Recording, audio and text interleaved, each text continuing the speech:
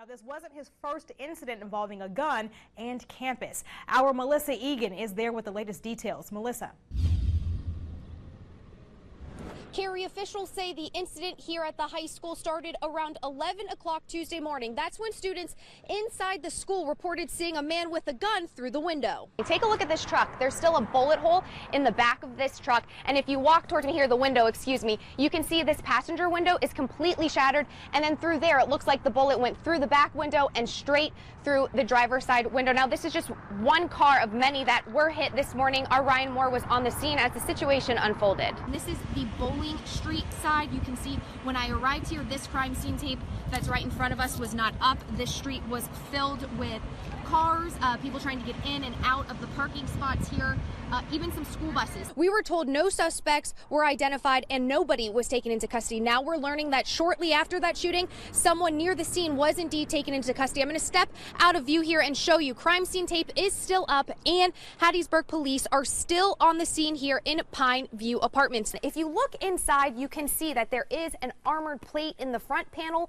but other than that, it feels and looks just like a normal backpack your student might have at school. Right now, I'm with Major Tedford at the Jones County Sheriff's Department. Have you guys been seeing a lot of these backpacks around? Melissa, we have not actually seen the backpack. We've heard a lot about these backpacks, but we've not actually seen them. And how would you say this is comparable to the vest that you are wearing right now? Well, actually, it feels in very much comparison to what we wear on a day-to-day basis with our body armor. The camera is relatively inexpensive, just $6,600, and now the city can go into those pipes and find those problems. Carrie, this has been a long process. It started in July. That's when the city put up these road close signs around Mount Carmel Baptist Church. This bridge is one of 23 that the governor has ordered to be shut down due to safety concerns. Again, over 80 in the state have been declared unsafe and that they need to be shut down. 23 of them are here in Jones County, including this one behind me. There are 2 on Bush Dairy Road. This is one of them. I'm going to turn the camera around and show you. Carrie, a big part of that safety question are these timber pilings. The fact that it's not steel or concrete, but the Jones County Board of Supervisors say the emergency closure of these bridges will actually put the community at more of a risk when it comes to safety than these bridges do. Blair, in the last 10 minutes or so, representatives from OSHA, that's the Occupational Safety and Health Administration, as well as Mississippi Power, have come out to this construction site behind me. You can see them over there, and they are up around that lift. Now I'm going to step behind the camera and try to give you guys a better shot of what is going on here. Hattiesburg police have confirmed that a 45-year-old man was working inside that lift. I'm going to zoom little close here. You can see that is a representative with Mississippi Power. If you can see down there, I'm going to try to zoom in. There we go. There are down trees blocking the road, but the reason they have it blocked off from my end here is because there are also down power lines, so they do not want people to be driving over those down power lines. Emergency management also sent out an email just minutes ago saying this is the worst case scenario. So this would be if I had an injury somewhere down here along my arm. Correct. Just anywhere below here, you want to go above it. 2 reports with the same gentleman involving weapons near a school. Clearly red flags. I would say so. Moore says he's found those items being sold at 12 different stores around the hub city, like this one behind me here, which is just down the road from Hattiesburg High School. Was it easy to purchase those things?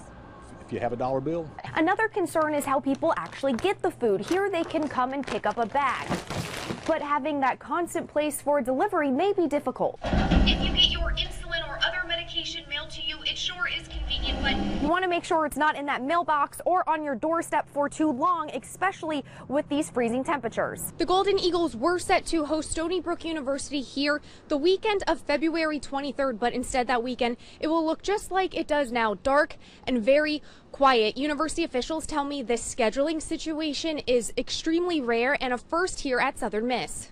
There will be 2 areas, one for Laurel fans and one for Hattiesburg fans. For now in Hattiesburg, Melissa Egan, WDAM 7 News.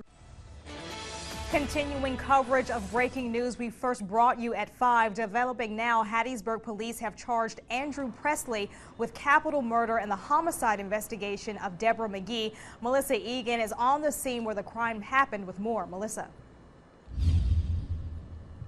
Carrie, 2 days after Deborah McGee was found dead in her home here on Dewey Street, you can see the crime scene tape is still up. Hattiesburg police told the media they believed McGee knew the person who killed her. We're told Andrew Presley has a child with McGee's niece. He was arrested last week for hindering prosecution, but just hours ago that capital murder charge was added. McGee's niece, Ebony Lambert, who Presley shares that child with, as you see her picture on the screen here, as well as Jordan Stewart. Again, both of their pictures, if you take a look at your screen, both Ebony Lambert and Jordan Stewart have been charged with hindering prosecution. Now, we still don't know a lot of details as to what happened inside this home on Dewey Street, how McGee was killed, or what happened leading up to when she was found on Sunday, March 25th. Again, officers responded to this home around 2 o'clock on that Sunday. We hope to get answers and some more information on this investigation tomorrow morning when Hattiesburg police hold a press conference. Of course,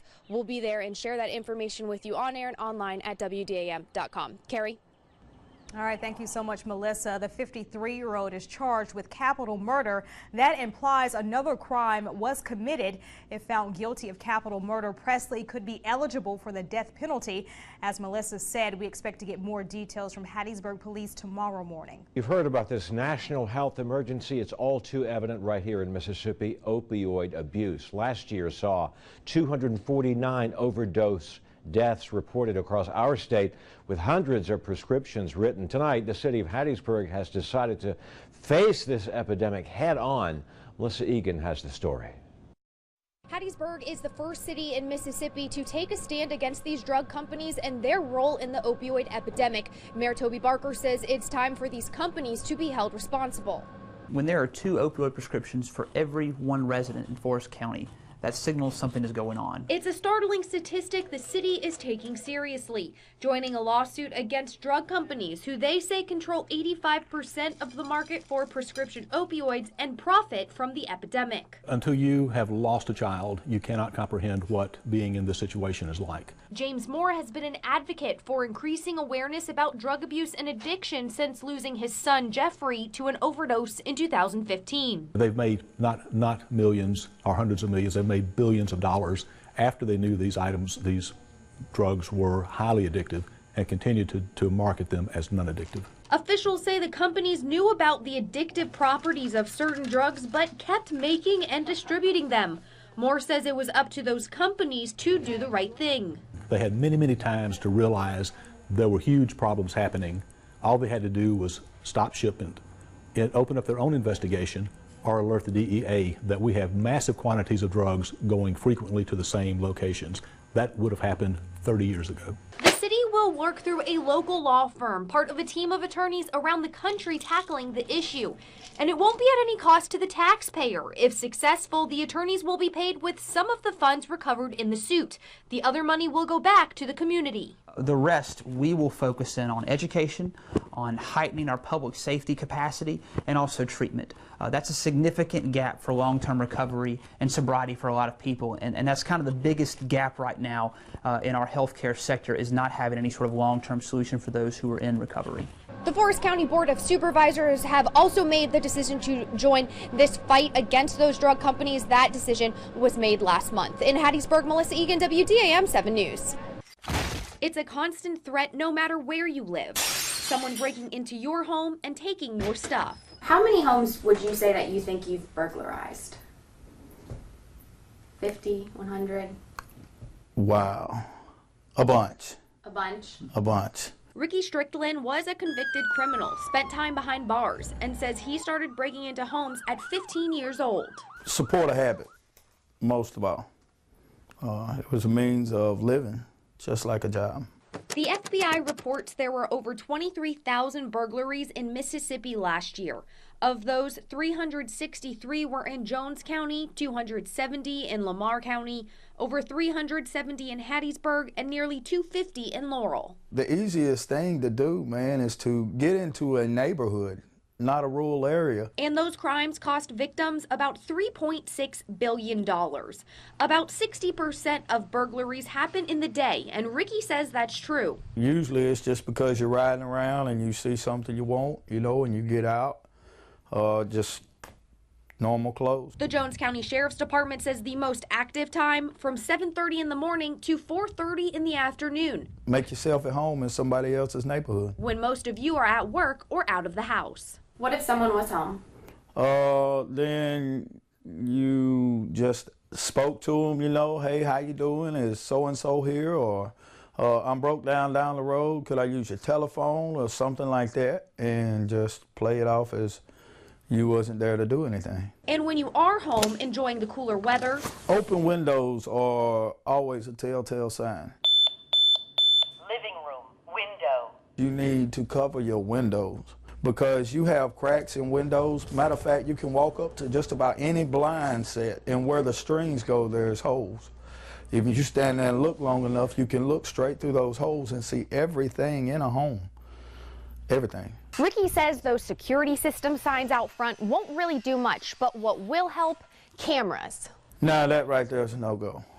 That is a no-go. And Captain Tanya Madison says they prove to help. We recommend everyone to put up a camera, a deer camera, a game camera, whatever type camera that, and make sure that they're functioning.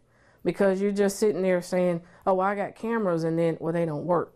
That's not going to help, you know, our case and help us solve your case. Plus, your pets may not be as scary as you think. Once inside, first thing that I would look for is a gun safe, a gun cabinet. First place that I would look would be in the closets if I were trying to find anything. The places where people feel like they can hide stuff, under the beds. Ricky says the burglary can happen in record time, grabbing a sheet from the bed or a bag to collect things in plain sight. It don't take very long for a man to go in with his mindset. And he'd leave, just like he's done with his past. Ricky's been clean for 6 years now and spends most of his time with Dying to Live Ministries. This is our life and how short it is. Talking to the community about his experiences. You know, the things that I've seen and the things that I've done in my life, it's absolutely amazing that I'm not dead. That one of those nights breaking into a home, somebody didn't shoot and kill me, or the person that I was selling drugs to their children, somebody hasn't already killed me. I'm just amazed that I'm still alive, and I thank God for it. I'm Melissa Egan for 7 on Your Side. Well, tonight, 5 Pine Belt children with a wide range of disabilities have a new way to get around through a national therapy program that swaps out wheelchairs for toy cars. Melissa Egan has the story. It's called Go Baby Go, and 19-month-old Parker isn't slowing down. She took off. She was so excited. Parker's mom, Shelly, says her daughter was recently diagnosed with a brain injury that can impact her mobility and vision. We noticed that she was a little delayed in her gross motor skills. The goal of these cars to help Parker and 4 other children in the Pine Belt. Flames go here. Optimal Performance teamed up with the program to swap out a few small things, including a button on the wheel instead of a foot pedal, and seating support with a Velcro seatbelt. There is no commercially available motorized wheelchair for children 2 years old or younger. And so by modifying these off-the-shelf ride-on cars, for about $200, we can fill that gap in the mobility technology. The program has modified over 5,000 cars since 2012, and experts say encouraging independent movement among children with special needs at a young age is important. That improves their ability to socialize with their peers and interact with them. You learn differently when you're mobile versus being, stuck in one spot. The excitement in full gear. Gabriel has a rare genetic disorder that impacts his vision. His mom, April, says he can get scared easily with movement. The changes are simple but impactful. They're helping so many people they don't realize. There's so many disabled children that just want to be able to play like the other kids, and this is giving them the chance. We can take it to the park and play outside, and she can chase after her siblings. In Laurel, Melissa Egan, WDAM 7 News. Motorized wheelchairs can cost more than $17,000. So as you saw, these cars can help get the kids moving without a big financial burden. And there are 75 national chapters of Go Baby Go across the country. And if you would like to get involved in the program or would like to apply for a car, head to WDAM.com.